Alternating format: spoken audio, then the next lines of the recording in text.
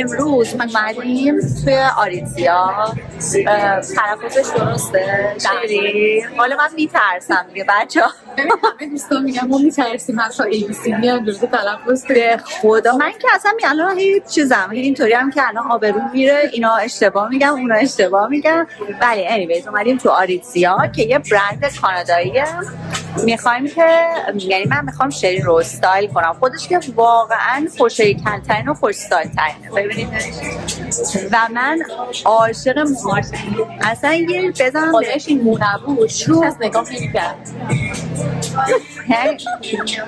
اصلا نمیتونم جلوی اصلا ببین اولا که هم باهوشه، هم زیباست، هم واقعا دختر به نظر من دختر قابل. آره از فردا حالا ببین حرف میپیچه تو شهر. حالا خلاصه امروز ببینیم چه خبره. حتما هم بهار رو سابسکرایب کنید، فالو کنید، همه چی از این چیزا، کامنت بذارید، لایک، خلاصه شروع کنید زیر کامنت. شروع کنید دوستداران شری بیاین تو پیج ببینیم چه آشنا بریم ببینیم. اول گفتی که outfit چی؟ outfit of the day که میشه OOTD و خیلی مثلا تو اینستاگرام هشتگ میذارن مثلا میگن OOTD مونینه. مثلا الان بهار مثلا یه کفشم بیجا من میترسم بگم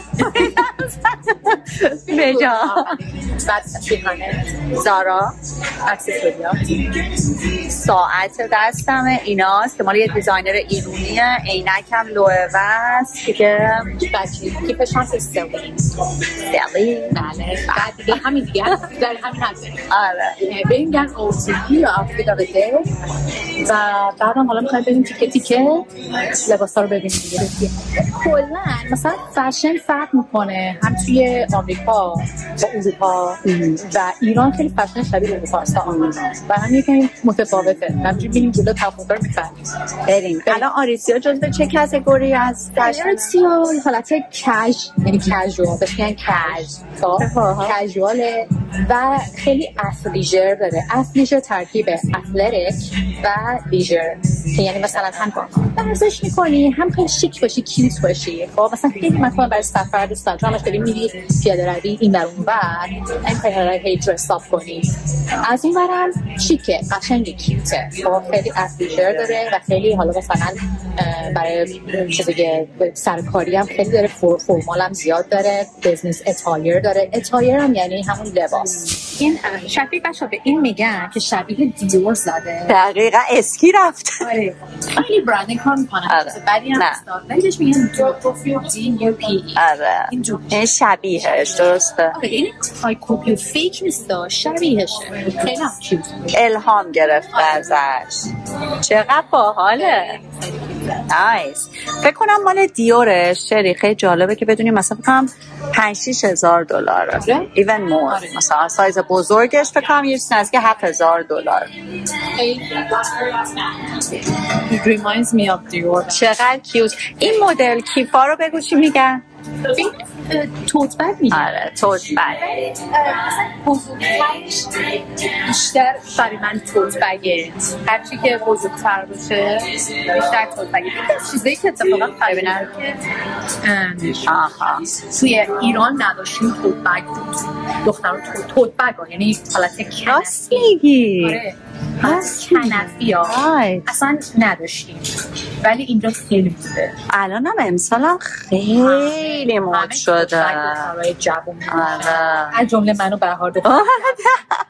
معلومه که دختر جوونی. شری اینم که آره اوپن بک اوپن بک پشتشون بازه. خیلی هم سکسیه پشت باز. خیلی خوشگله. دیگه این لباس‌ها چی؟ لباس‌های بلنده. لباس درس میگن. یه درسه. حالا جالبه که درس به این کیم هم فعل دیگه مثلا های I dress up every day. dress up هم اگه استفاده کنی با هم استفاده کنی یعنی تیپ زدن. dress up مخالفش از dress down یعنی میتونی چه باحال نشنیده بودم. مثلا فرض کن اینو نگاه کن اگه اینو بپوشی با یه دونه سنیکرز dress down کردی خیلی حالا جیگیلی بیگیلی نکردی. اگه با این بلیزر بپوشی و با هیلز و اینا dress up کردی تیپ زدی هست. چه باحال. dress up dress down. این مثلا کوتاهشه که خب به نظر من مثلا استایل همیشگی شریه و میخوایم الان بریم یه ذره مثلا چیزای دیگر رو. ولی من خوشم میاد برای همین کامفورت زونم. کامفورت زونه خیلی هم بهت میاد خیلی، یعنی 1 گرم هم اضافی نداره. کردی فقط مشکیه دیده نمیشه چی میشینم داره. برو شری برو. واقعا اینقدر بلند فقط میدونستی ولی چقدر لباس بلند آدمو کشیده تر میکنن. خیلی با همین استیکرها چقدر خوشگله شری. بعد مثلا همینو یه دونه مثلا ماتیک قرمز بزنی و یه دونه برانزر. ببین بلت به خصوص اولا کوتاه میکنه، 2 برای کسایی که یه کوچولو میخوان لاغر به نظر بیان، یعنی چون یوهو شری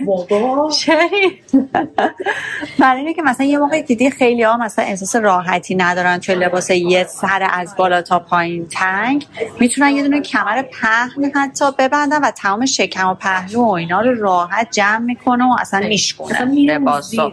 دقیقا میره زیر. و حالا اینو میدونی چه مثلا با یه اکسسوری خوشگل بندازی، مثلا یه ایرینگ خوشگل یا مثلا گردنبندای خوشگل، اصلا چه حالت بوهو چه حالت شب. ببینید این در واقع یه دونه دامن کوتاه سکورت میگن دیگه. سکرت و شورت ترکیبش میشه سکورت، یعنی هم شلواره که هم دامنه. یعنی از جلو فکر می‌کنید دامنه ولی از شلواره. بعد این الان یه دونه شومیز جدا ساده است پوشیده زیرش و روش اومدیم یه دونه تاپ کراپ، پوشش زیپش این بغله که از بغل زیپ داره روش پوشید و ببینین که چقدر بانمک شد. She has an eye for everything.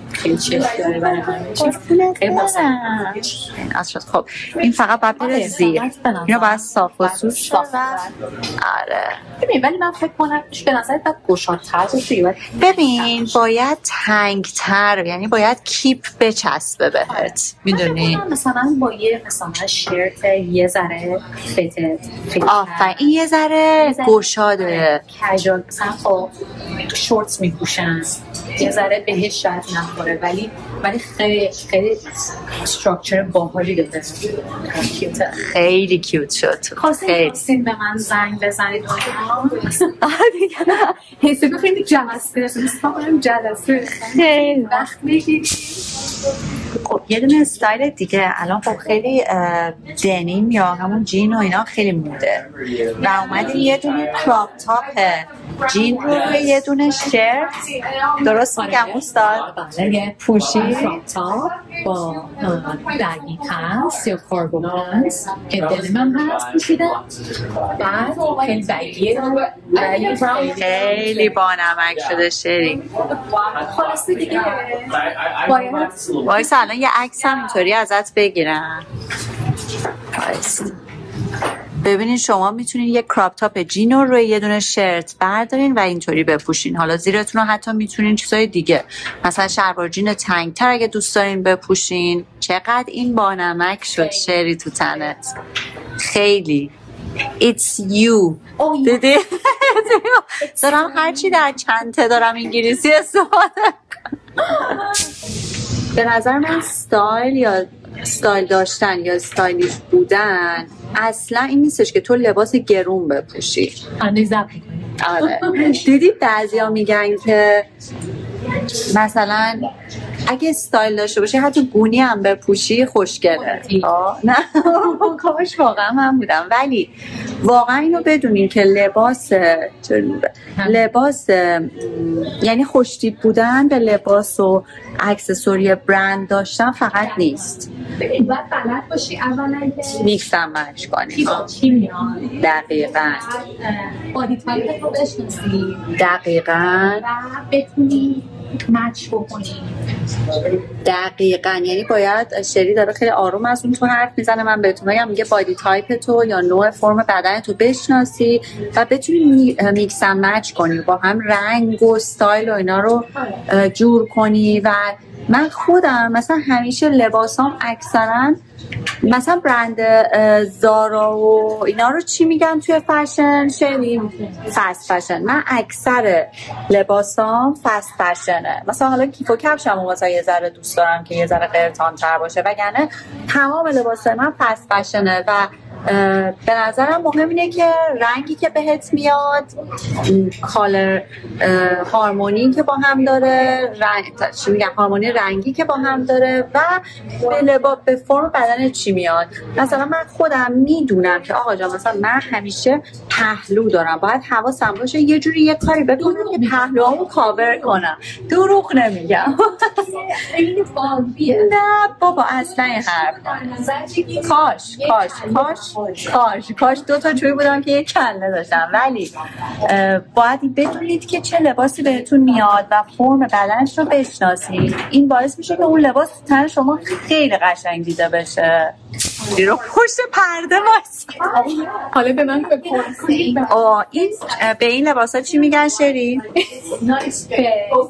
چیزو میگه اوورال یا چی؟ اون یکی جیدان. آره جامسو که خیلی مد شده به خصوص با یه بلیزر یا بلیزر رو به چی میگن؟ کت بلند. آره با کت بلندم بپوشین خیلی نازه. بعد با پاشنه همین اینو، حالا ما اینجا امکانات نداریم واقعیت، ولی همین اینو با کفش پاشنه بلند و همین کیف منو دستت بگی بفرمایید، با کفش پاشنه بلند و یه دونه کیف مثلا همین بژ دستتون بگیرین، میشه کامل یه لباس مهمونی. این استایلی که بهار زده بگه تو کامنت که کدوم بیشتر به من میخوره، کدومو شما دوست داشتی، کدومو خودت دوست داشتی بیشتر از همه؟ توش راحت و خوشحال بودی؟ من تو همش راحت و خوشحال. نه کدوم حس کردی بیشتر تویی؟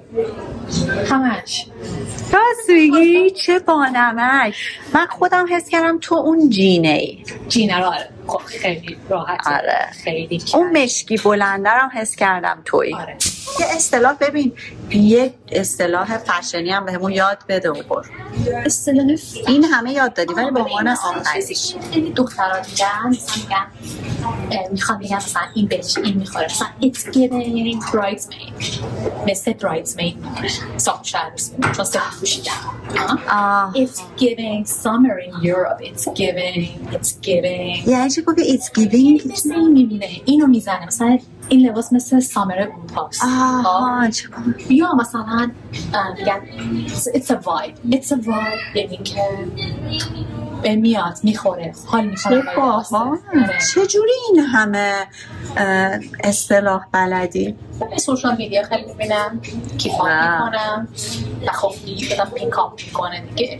اصلا من باورم نمیشه چجوری حافظت انقدر جا داره. به خدا واسه هر چیزی 20 مدل اکسپرشن میگه. علاقه است دیگه، دوست دارم. آفرین. سوشال میدیا انگلیسی خیلی دوست دارم. کلاساشو شرکت کنین، از دست ندید، واقعا از دست ندید. کلاس اینا رو یاد میگیرید که به خدا اصلا خیلی خیلی به نظر من که واقعا یه چی میگن دیکشنری متحرکه. مرسی که کنارمون بودین، به منم خیلی خوش گذشت باهاتون. مرسی.